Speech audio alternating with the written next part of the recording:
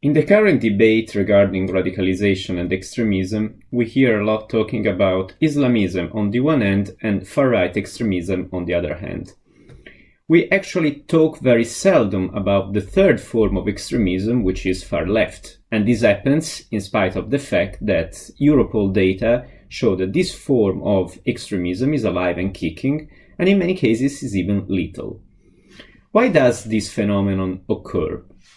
Much has to do with the sort of intellectual complacency towards the extreme left, often viewed as a sort of romantic, noble idea for furthering the source of humanity.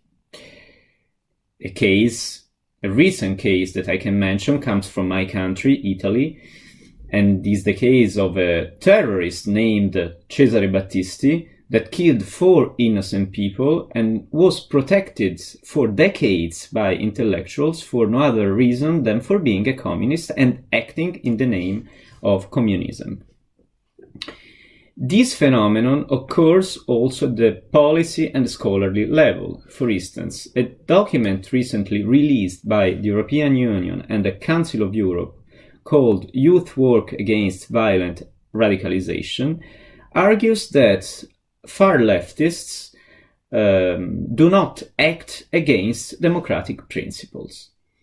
Now, this could open the Pandora box of what democratic means, and it's a discussion that the followers of European Eye on radicalization should know very well, considering the qualification of democratic that Islamist groups like the Muslim Brotherhood claim and often enjoy.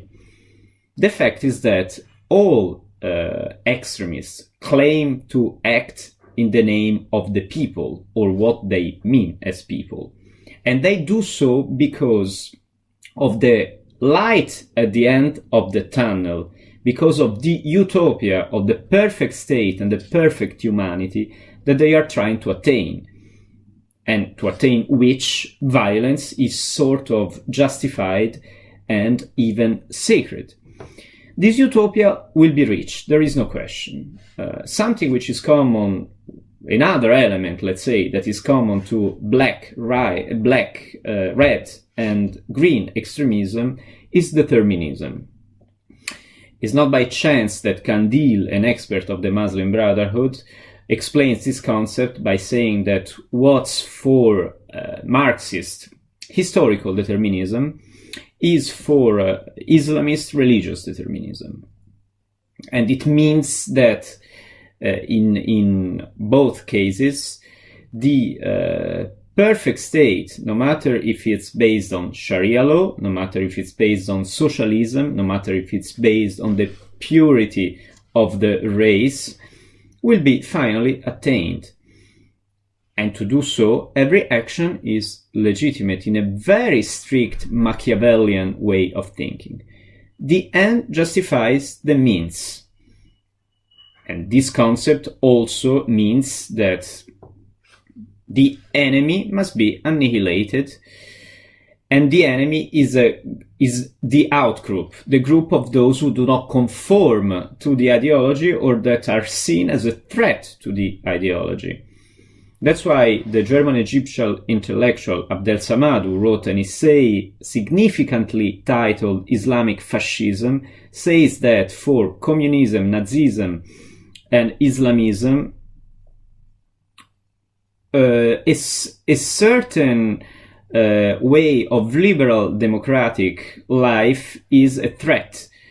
Bodily autonomy, personal freedom, freedom of thought, freedom of the press, freedom of expression, all of these is an obstacle to the realization of the utopia and therefore must be swiped away. Now, this outgroup I was speaking of is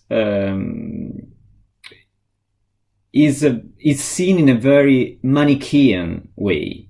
There are the good and there are the bad. Whoever is not with the purity of the ideology is bad. It doesn't matter if he's a class enemy, if he's a God enemy, if he's an enemy of the nation, of the pure race. The concept behind it is exactly the same in all cases. And there is another aspect which is common to the three ideologies and which enlarges constantly the outgroup. The fact that the ideology is sacred. This means that whoever, even closer to it, but if he starts to challenge it, he immediately becomes a heretic. And therefore, it joins the ranks of the enemies, and it must be annihilated too. So history should have taught us by now what happens when this kind of thinking acquires power. Nazism, communism, Maoism, Pol Pot, the Islamic State. No matter what is the ideology behind it, we see these common patterns always established, and the victims are always the same, the outcast, the outgroup. Whether Jews, Roma, homosexuals, Kulaki, class enemies, Yazidi, Christians, Muslims, it doesn't matter, because their persecution is justified by the same way of thinking. On the basis of these historical examples, we should have learned that we should never forget the Kantian principles to treat human beings always as ends and never as means. It is never legitimate to persecute individual men and women made of flesh, blood, thoughts, feelings in the name of the construction of the perfect man with a capital M. And it doesn't matter if this is commanded by a green, a red, or a black book.